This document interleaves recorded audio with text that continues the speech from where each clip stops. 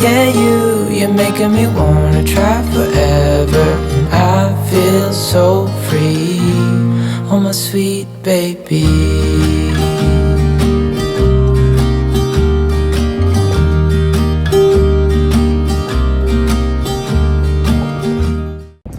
All right, so we have Sana at the office today. You're late, so you know, and you actually made Zaina late, which is not acceptable. But I'm in trouble, you guys. Trouble? You're taking advantage. All right. I love when I'm in trouble. Sama gets all serious, and it's so cute. It's okay. I've doubled Zaina's list of things to do. So payback. Yeah, she's like grape. So, by the way, if you guys don't know, Sama is like a very particular boss about timing. No, just timing. Cause I don't know. Just timing. You're the opposite. Zaina is good, by the way. She's never late, unless Zaina's like very good with time.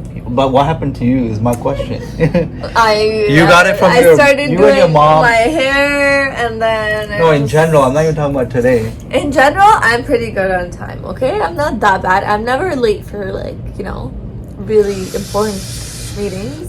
It's 50-50. It's the luck of the draw. You guys feel. Your dad's on point, so it's like half the family is like that, and you and your mom like extremely late usually. Wow. But you got better after you married me, so just a little credit goes to okay, me. Sure. But yeah, you know what we're doing today is we're switching it up a little bit.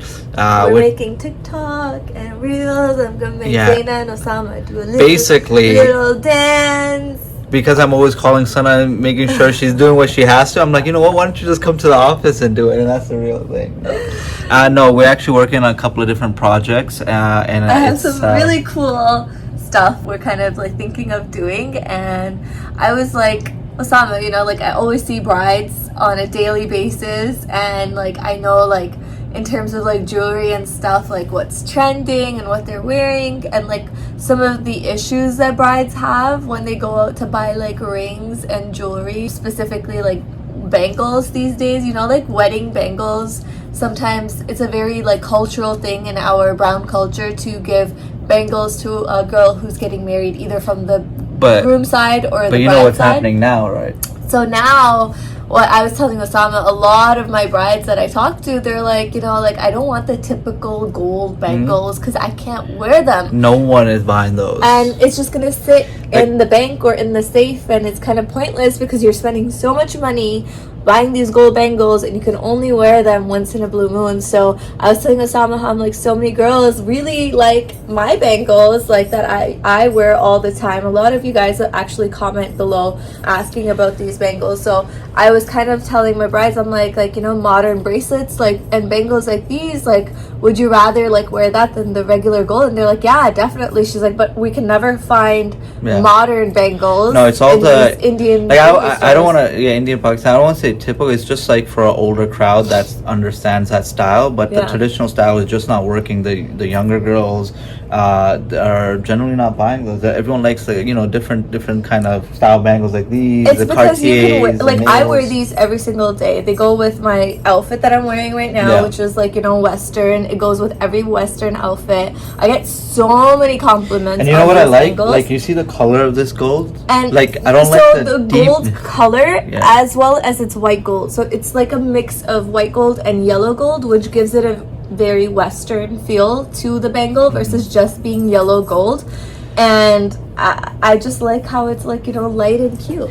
Anyway, so the point really just being that we're launching like a line where it's like more modern everyday sort of bangles, and this is kind of Sana's pet project, and I'm like, you know what, go run with it, let's see where we can go with it. And bangles and bracelets, and then on top of that make like a consistent effort to like have we're like a content producing machine, at least when it comes to Zaid Jewels. On our personal life, we kind of just wing it and just film what we're doing.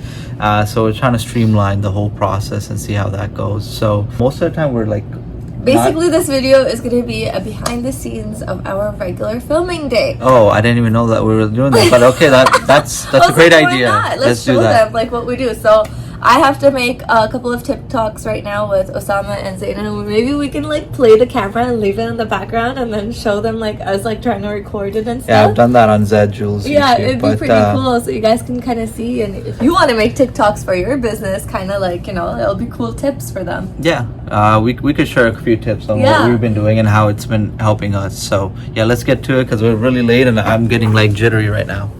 All right, so we got the camera set up. Started filming already. But you don't have to buy it. Yeah, you're buying a ring, but your husband buys it. I love it. If I have to buy it, it's disgusting. But if he buys it, I love it. Yeah, it's like a trend. So if you guys want to check it out, go on. Is that going to be on your TikTok or no? That's going to be on Zed Jules TikTok. And then the rest of it is going to be on your TikTok. Yeah, so we just did some like really funny videos with Usama and I. do you guys have any quick tips for people that want to make TikToks, like trending TikToks? Make trending TikToks and then just like associate it with your Instagram niche, basically, or TikTok niche. Yeah, Wes, do you have a tip? Look for trends. Well, that's the same thing. Great. Everyone knows that. So how you find a trend is actually, I would scroll through the feed, and if you hear a sound a couple of times that kind of catches your attention, And then you can click on the sound and see how many. Yeah, and usually anywhere between like 50 to 500,000 is a good point. If that like I noticed that around 100 200k videos made. Yeah. If you catch a trend early enough, then it ends up working. I also find funny TikToks like. Oh yeah, people love funny stuff Funny and office relatable TikToks, things. Office funny talk. relationship TikToks. There's so many funny TikToks. You can So basically relatable ones. Exactly. Yeah, and then you can apply it to like any business model, like we apply it to jewelry. So Exactly. yeah. All right, so the office is basically closed. Everyone's already left about a half an hour ago. Sana's gone back home to take care of Zaira, and yeah, so literally I'm just organizing all my thoughts, my tasks, you know, preparing not only for tomorrow but for the coming weeks as well. I need to stay ahead of like what we need to do, so that way we can keep pushing until year end, and then you know, start the year fresh again, because right now it's almost October, like we're coming down to it, and so we need to start to, you know, really wind down, because come December 10th, that will be the last day that we take an order that we will fulfill before December 25th.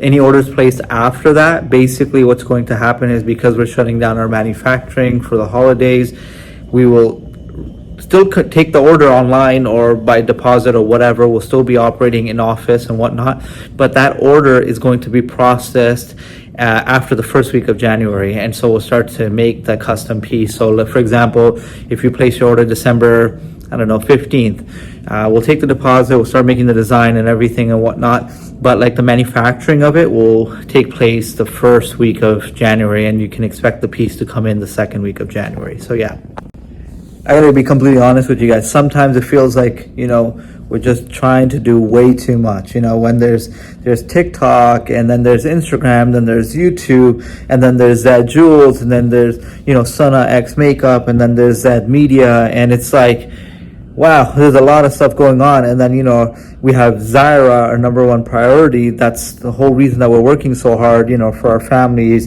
and our friends. And so, you know, you work towards a goal and try to build an empire together, especially as husband and wife. But I have to also realize in the moment, you got to take a break and just, you know, appreciate what you do have and where you are. Because honestly, even if I had a quarter of what I have today, I would be completely satisfied, because, you know, we've been fortunate enough to have you guys support in our own personal, you know, situations in terms of work. We do what we love. What else could you want? You know, we have a beautiful daughter that's, you know, growing. She's 18 months, gonna be 2 years soon. We have a great family. And so, you know, I think when I come back to it, I'm like, what am I really grateful for? And these are the things I'm grateful for, you know, the people that are close to me, around me, family, friends, that sort of thing, and having this platform ability to kind of speak to you guys as well. And so I think, like, you know, we can all get caught up in life and what our goals are, and I'm like, honestly, I have to admit it, I am a workaholic. Like, I feel like I'm going through like AA right now or something, you know. But that's what I am, and that's what I like to do. That's what I do on my fun time. That's what I do when I'm at work. So it's like it's really a lifestyle. But at one point in my life, more than half a decade ago, I dreamed of this day. I thought I would never even get here. I never thought that it would be possible, and here I am today, doing exactly what I envisioned. But it was so far stretched that at that moment I was like, yeah, you know what, like if I get there, like that'll be a dream come true. And it's weird how human nature works out. You get somewhere and now you're like, okay, what's the next step? And so that success thing is like a constant moving target. And I realized that no matter where we are in life, what stage we are, at least where I am, I'll continue to push forward. But I do need to realize that there are also times where you got to live in the moment, right? And so that's what I try to do on a day-to-day basis. So currently I have a great work-life balance. It's been like that, I guess, for the last 8 months to a year. And where I've been going to the office about 3 days a week. The rest of the work is done from home. I get to spend time with Zaira. I get to spend time with Sana, my parents, my siblings, friends as well. Like, it's overall like, a great lifestyle to have. And, like, I could have never envisioned this, like, I would say even like a couple of years back. A special shout out to Obed, because without him a lot of this wouldn't have been possible. I trust him like a brother, and I'm super grateful that he is in our life. And because of those reasons, we're able to structure the whole management side of things, and grow our team. And we've been scaling on more staff, and it's becoming a bigger operation, alhamdulillah, where it started with one person, me, and now we're 12 strong, I guess, at this point. The whole point of this random rant that I'm going on about is like, I was literally like every other person, finishing school, felt like, I needed to figure something out like 6, 7, 8 years ago.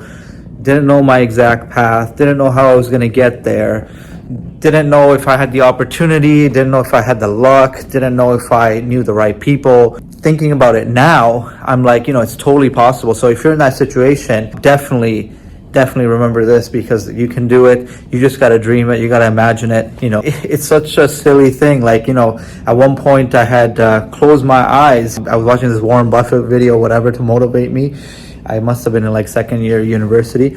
And Warren Buffett was like, hey, listen, you got to close your eyes to this whole university crowd and basically imagine what you see yourself, your ideal persona, like your ideal characteristic. How do you look? How do you feel?